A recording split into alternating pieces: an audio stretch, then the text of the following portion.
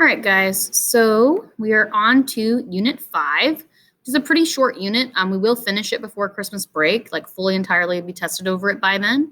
But this will be the last unit that we cover this semester, is how to name compounds, just how to name them correctly. You've been seeing their names all year. You just didn't know why they were named that way. And now you'll be able to know, I guess. That is the cool part, all right? So before I go over to the board and start showing you the notes, I'm going to just kind of go over this polyatomic ion list right here. So Unit 5 requires us to use these polyatomic ions.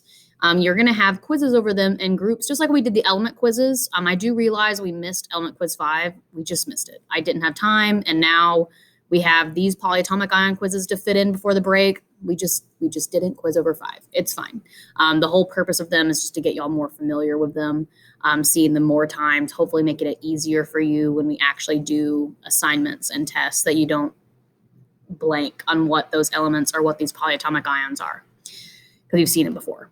So this is the polyatomic ion list.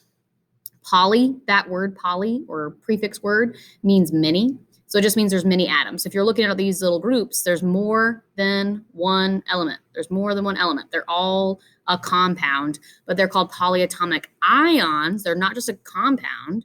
They're an ion because they are a compound. So polyatoms, so many atoms with a charge. An ion is an atom with a charge. So that is what is different. These aren't just compounds, because like something with more than one element is a compound, but a compound with a charge is called a polyatomic ion. These things come in sets and have a charge. It's pretty rare. Now we have group 1 and 2 is what you're going to quiz over this week. So on Friday, you'll have a matching quiz. These will be put together and group 2 will be put together, but you will have both on the quizzes Fridays, group 1 and 2. So let's look at those. Dihydrogen phosphate, if you're looking at the name already, phosphate has phosphorus. That makes sense. You're going to learn pretty soon that di means 2. So there are 2 hydrogens. Dihydrogen, 2 hydrogens. Phosphate. So it has phosphorus in it. Then hydrogen sulfate. Okay, so it has the hydrogen. Sulfite, hydrogen sulfate. They both have sulfur. Well, how can I remember this on the quiz? Those are almost the same. Hydrogen sulfite, hydrogen sulfate, and they both have hydrogen. They both have sulfur. They both have oxygen. So their only difference is this one has 3 oxygens and this one has 4. So how you remember this, like the little cutesy rule, is they end in ate or ite. Eight more like 8 more oxygens, okay? So anything that ends in 8 has more oxygens in it because it 8 more oxygens than its counterpart that is called ite, because ite is light on oxygens. It has less oxygens. It's light on oxygens, okay? So when you come across those, there's that one in group 1. And then in group 2, there's nitrite and nitrate. So same thing. Nitrite is light on oxygen, so it has 1 less oxygen than nitrate, because nitrate 8 more oxygens. Okay, so that's like the cutesy way to remember it. They are all almost the same, just the 8 always 8 more. It always has more oxygens in it. All right. The rest of them kind of match to me. Cyanide, C-N-N. I mean, like those kind of go together. Hydroxide has hydrogen and oxygen. Permanganate is weird, but it has manganese, and there's the man. So, I mean, they mostly go together. Okay, you are going to have to use these and be familiar with them and be able to look back on your notes and be able to use these, but you don't have to memorize them necessarily. Just be able to match them, identify them, know what they are. All right. I'm going to scroll down to our actual notes. I'm going to kind of zoom out so we can have more showing at a time when I do the notes. Okay, there we go. So notes 26, our first set is just ion nomenclature. This is the easiest set, fastest set, not that bad. All right, I'm going to go up to the board and fill it in.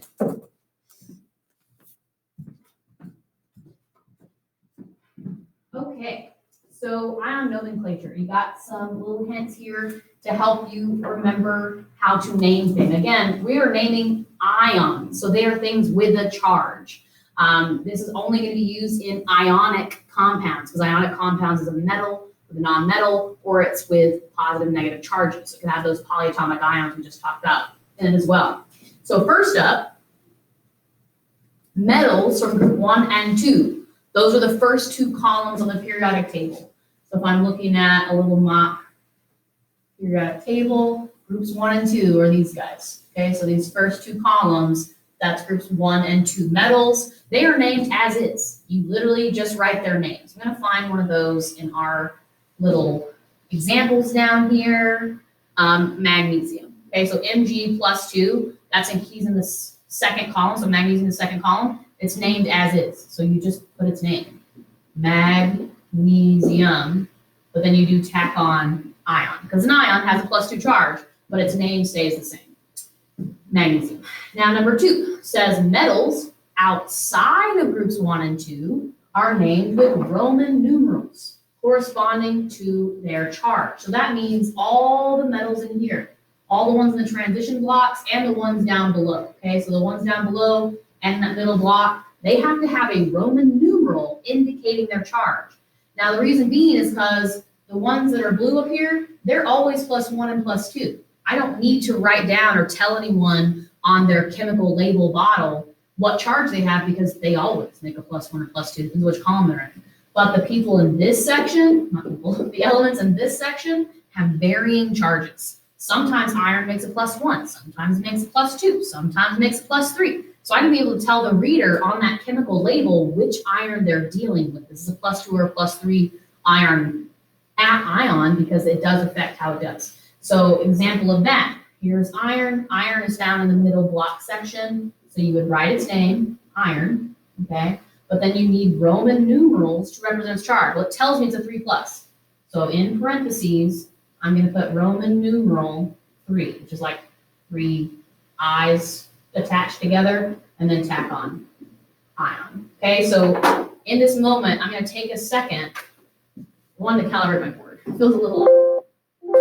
But after that, we're going to go over our Roman numerals, because I doubt everyone just really knows their Roman numerals super well. Okay, so let's take a second to write those off to the side. So 1, it's just I. And 2, 2 I's. 3 is 3 I's. Now 4, where it gets a little weird.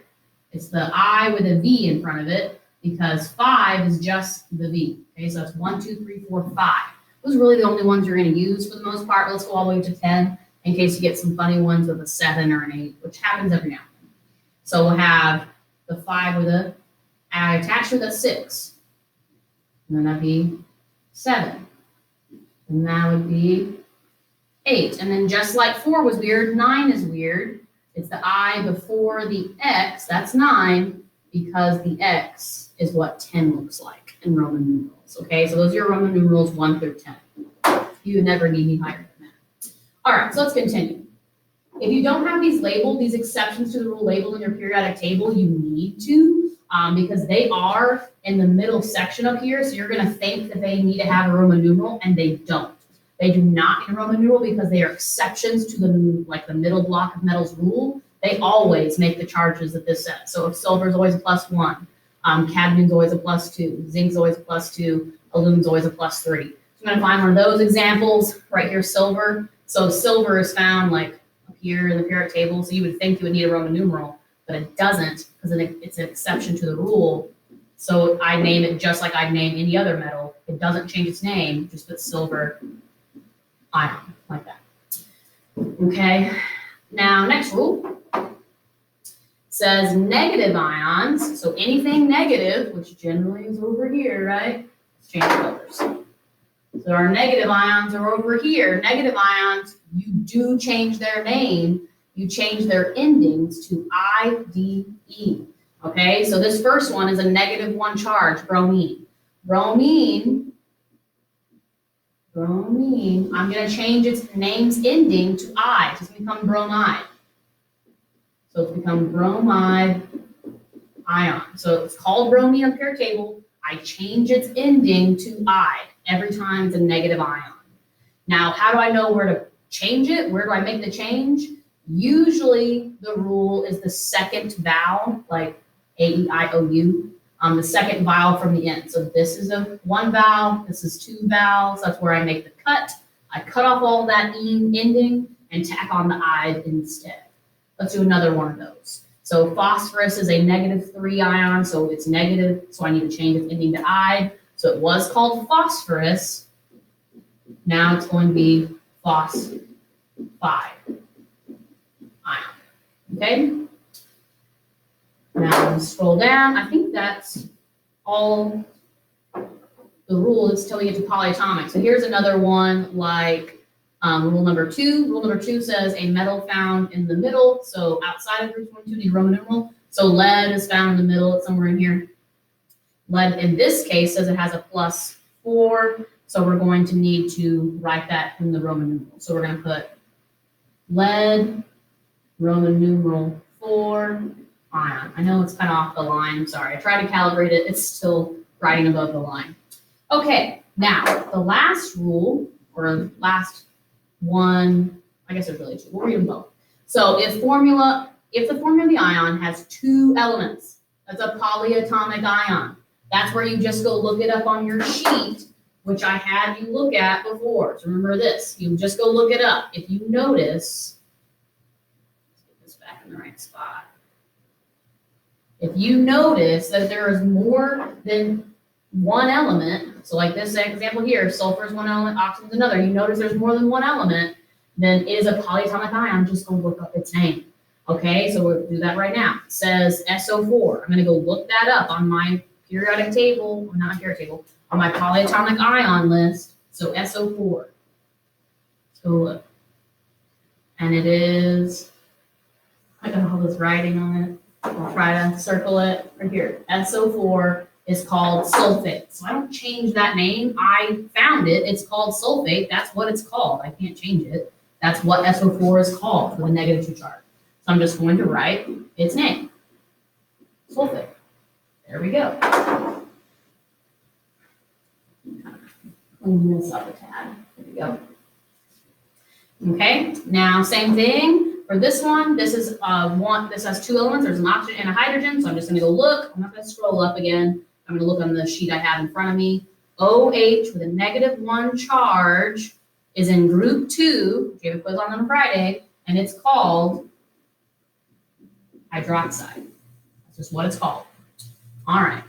Now I need to go the opposite way. So that was how do I go from the formula to the name. Now I need to be able to go from name to formula. All right, so this says strontium ion. So it doesn't end in IDE, so it's just a regular metal. It doesn't have Roman numerals, so it must be a metal in the first 2 columns.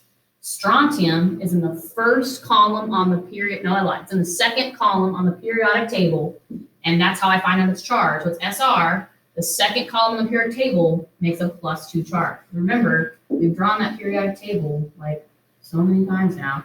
+1. +2, skip because they vary in charges, and it's +3, +4, or -4, -3, -2, -1, 0. I ran out of room, but those are the charges. So strontium is in this second column, so it always makes a +2. All right, copper. Now, copper is in here. It's in this middle section. So when I write down Cu, and I'm going to try to write its charge, I know it's positive because it's a metal, but I don't know positive what. It's in the middle.